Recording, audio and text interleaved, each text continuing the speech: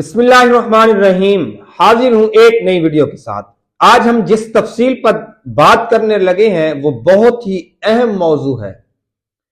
वो इसलिए हसास है कि आज का दौर जो चल रहा है जाहिलियत का, मैंने देखा है कि लोग मैयत के ऊपर आयतल कुर्सी लिखी हुई कपड़े के ऊपर और वो कलमा जिस कपड़े के ऊपर लिखा होता है वो मैयत के ऊपर डाल देते हैं, उसके पांव तक डाल देते हैं।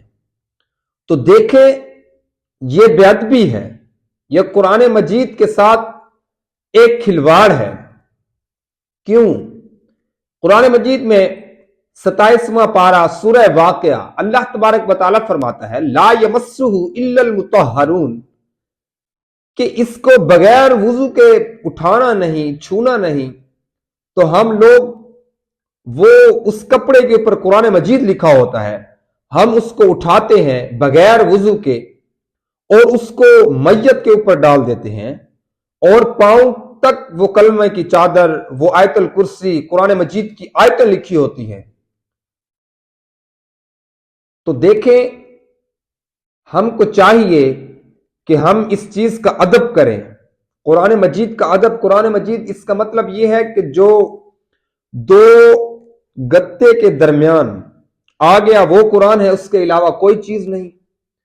मतलब अगर बिखरे हुए वर्क पर कुरान लिखा हो तो कुरान नहीं होता, अगर कपड़े के ऊपर लिखा जाए तो कुरान नहीं होता। कुरान बस दो गत्तों के दरमियान जो मौजूद है ये कुरान है। नहीं, आज जाहिलियत का दौर देखिए कि लोग उसको उठाते हैं, उस कपड़े के ऊपर आयतें लिखी होती हैं, वो मैयत के ऊपर डाल देते हैं। लिहाजा इस चीज से हमें निकलने की जरूरत है।